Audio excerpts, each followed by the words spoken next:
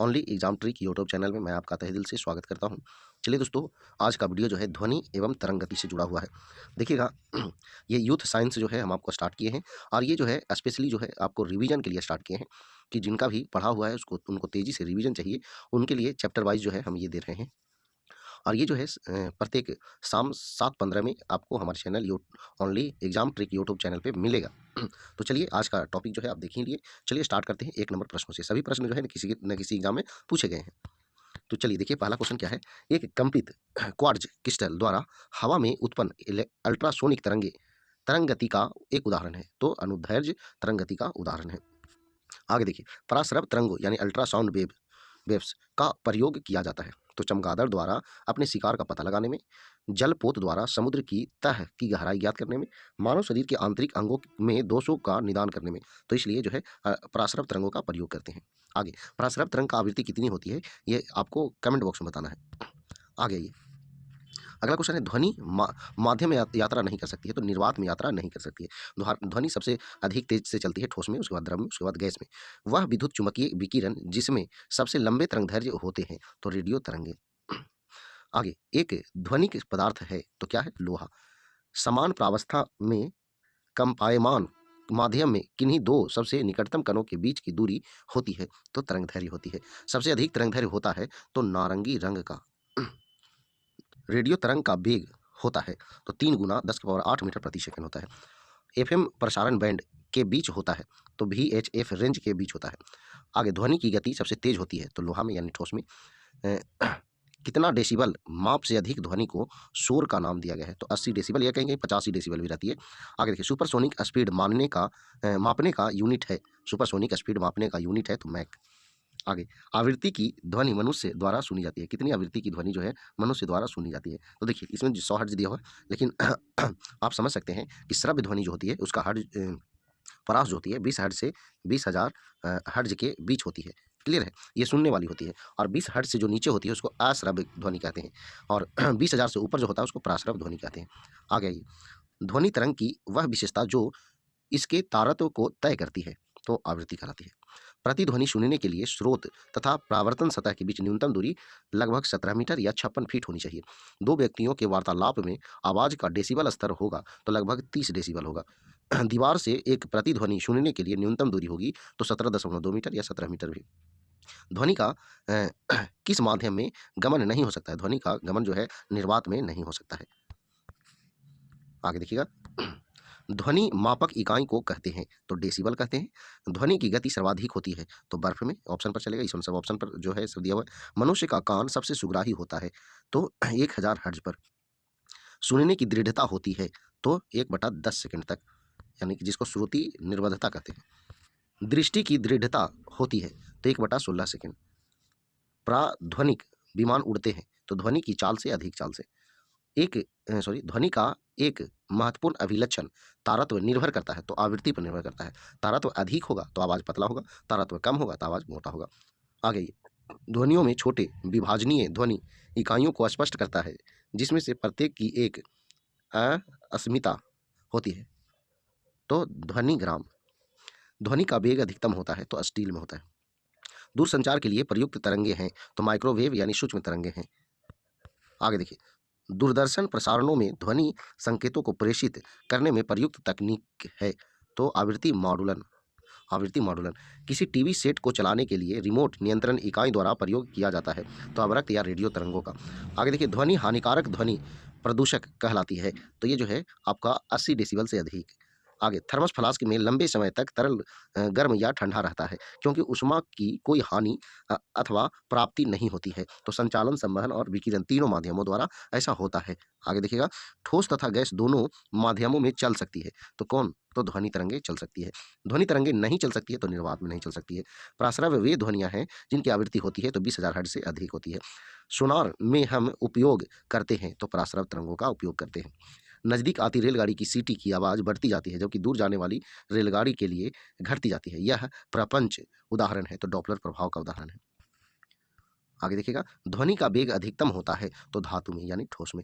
आगे, स्पष्ट रूप से प्रतिध्वनि सुनने के लिए परावर्तित सतह और सुनने वाले के मध्य कम से कम दूरी जो होनी चाहिए वह है, तो 16.5 मीटर। देखिए 16.5 मीटर या 17 मीटर या 17.2 मीटर, है ना? तो ये लगभग में रहता है, आप वहाँ ऑप्शन जो रहेगा आंसर करिएगा। आगे, ध्वनि चलती है तो अनुदैर्ध्य तरंगों की तरह चमगादड़ अंधेरी रातों में उड़ सकते हैं और अपना शिकार भी कर सकते हैं। इसका कारण है, तो ये पराध्वनि के तरंगे निकालते हैं और उन्हीं के द्वारा निर्देशित होते हैं। आगे देखिएगा, ये कीड़ों को नष्ट कर सकती है, ये कपड़ों से धूल हटाकर उन्हें साफ कर सकती है, इनका उपयोग बीमारियों के उपचार के लिए किया जा सकता है, एवं ये स्वचालित दरवाजों को नियंत्रित कर सकती है। ये सभी गुण है, तो ये सभी गुण जो है पराश्रव तरंगों में है। आगे, सीटी स्कैन करने में प्रयोग में लाई जाती है, तो एक्स किरण लाई जाती है। किसी हॉल में ध्वनि स्रोत को बंद करने के बाद भी ध्वनि का कुछ देर तक सुनाई देना क्या कहलाता है? तो अनुरणन कहलाता है। आगे देखिए, रेडियो तरंगों द्वारा वस्तुओं की उपस्थिति और स्थिति ज्ञात करने के लिए मुख्य रूप से प्रयोग किया जाता है, तो रडार का प्रयोग किया जाता है। वह तरंग जो कीड़ों को नष्ट कर सकती है, तो पराश्रव तरंग है।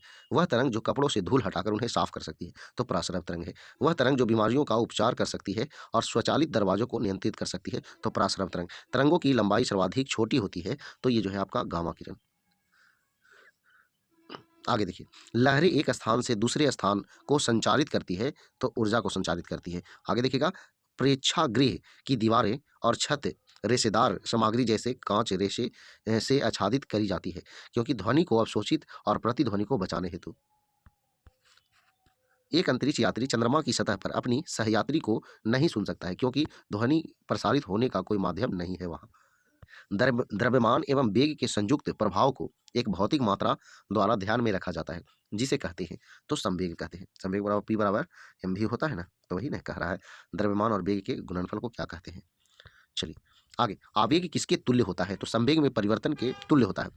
संवेग में परिवर्तन बोलेगा तो आवेग कहते हैं। संवेग में परिवर्तन की दर को बल कहते हैं। देखिए दिया हुआ ही है अगला, संवेग में परिवर्तन की दर को बल कहते हैं। अब एक क्वेश्चन आपको कमेंट बॉक्स में बताना है, वेग में परिवर्तन की दर को क्या कहते हैं। आगे देखिए, आवृत्तियों के अवरोही क्रम विकिरणों का सही क्रम है, तो देखिएगा एक्स किरण, फिर अवरक्त किरण, फिर सूक्ष्म तरंगे, फिर रेडियो तरंगे। आगे ये निम्न प्रकार का विकिरण लगभग 300 गीगाहर्ट्ज से 3 किलोहर्ट्ज की आवृत्ति वाले या समतुल्य लगभग 1 mm से 1000 किलोमीटर तक की तरंग दैर्घ्य वाले विद्युत चुम्बकीय स्पेक्ट्रम के एक भाग को निर्दिष्ट करता है, तो रेडियो तरंगे। विद्युत चुम्बकीय तरंग नहीं है, तो कैथोड रे। आगे, टीवी रिमोट कंट्रोल के सिद्धांत पर कार्य करता है, तो इंफ्रारेड तरंगे। में जीवित कोशिकाओं में परमाणुओं को प्रभावित करने के लिए पर्याप्त ऊर्जा होती है, जिससे उनकी अनुवांशिक सामग्री को नुकसान होता है, तो विकिरण में, आयनित विकिरण में ऐसा होता है। आगे, अवरक्त तरंगों की तरंग दैर्घ्य से छोटी होती है, तो रेडियो तरंग से जो है छोटी होती है। प्रकाश के तरंग सिद्धांत को प्रस्तावित किया था, तो हाइगन्स ने प्रस्तावित किया था। निम्न वैद्युत चुम्बकीय तरंगों का संसूचन थर्मोपाइल का उपयोग करके किया जाता है, तो अवरक्त तरंगे। निम्न में आवृत्ति की के बढ़ते क्रम में व्यवस्थित विद्युत चुम्बकीय विकिरणों का सही क्रम है, तो देखिएगा दीर्घ रेडियो तरंग, इससे अधिक होता है सूक्ष्म तरंगे, इससे अधिक होता है दृश्य प्रकाश और इससे अधिक होता है एक्स किरणें। आगे, नाभिकों के रेडियो एक्टिव क्षय के दौरान निम्न वैद्युत चुम्बकीय तरंगें उत्पन्न होती है, तो गामा किरणें। पृथ्वी की सतह अंतरिक्ष में किस विकिरण के रूप में ऊष्मा उत्सर्जित करती है, तो अवरक्त विकिरण के रूप में।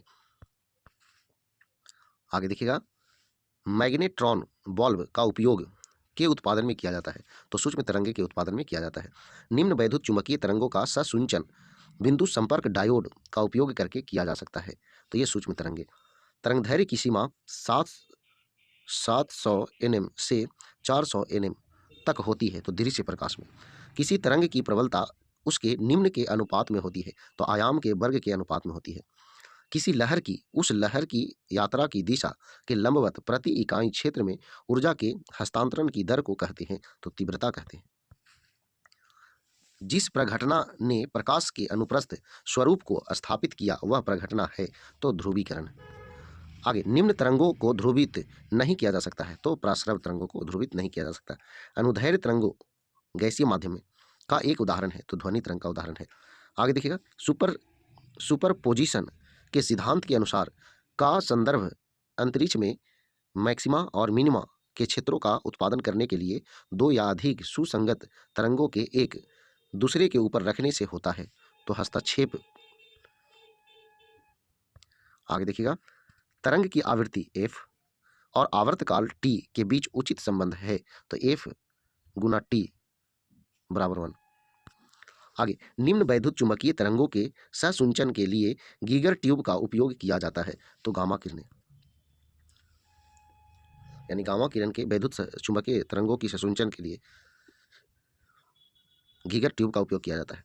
आगे देखिए, अगला क्वेश्चन है, ऑस्ट्रेलियाई वैज्ञानिक क्रिश्चियन डॉपलर द्वारा डॉपलर प्रभाव की खोज किस वर्ष की गई थी, जो एक पर्यवेक्षक के संदर्भ में एक गतिमान स्रोत द्वारा उत्पन्न किसी प्रकार की ध्वनि या प्रकाश तरंग की आवृत्ति में परिवर्तन का वर्णन करता है। तो इसका खोज जो हुआ था 1842 में हुआ था।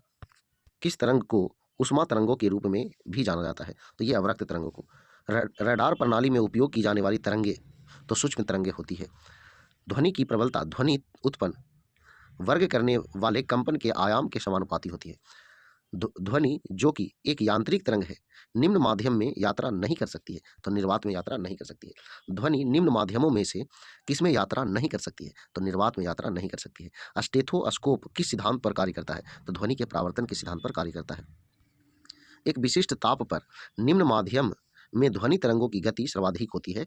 तो ठोस में। ध्वनि में सबसे तेज यात्रा करती है। तो इस्पात में। अल्ट्रासोनिक ध्वनियाँ वे ध्वनियाँ होती है जो, यानी जिसकी आवृत्ति होती है तो 20,000 हर्ट्ज से अधिक, यानी 20 किलो हर्ट्ज से अधिक। महिलाओं की तीखी आवाज़ के कारण होती है। तो उच्च आवृत्ति के कारण होती है। किसी औसत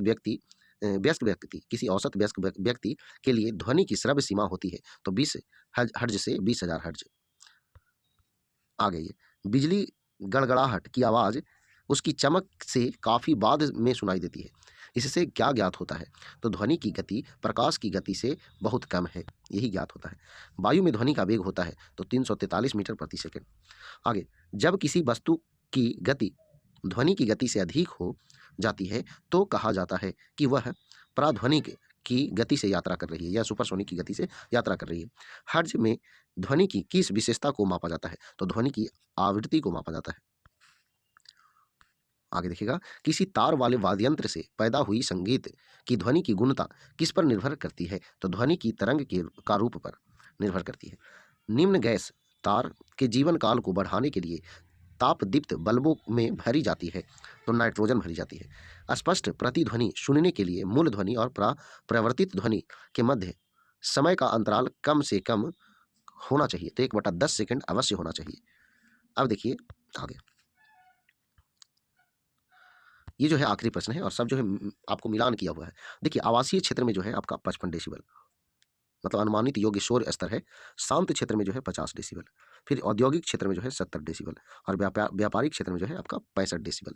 तो चलिए दोस्तों, ये जो है आपका इंपॉर्टेंट टॉपिक था और इससे जुड़े हुए सारे सवाल मिले आपको। तरंग एवं ध्वनि से जुड़े हुए सवाल थे, तो ये रिवीजन के उद्देश्य से दे रहे हैं। अगला टॉपिक जो है आपको देख रहे होंगे उष्मा एवं उष्मागतिकी, ये जो है अगला टॉपिक है।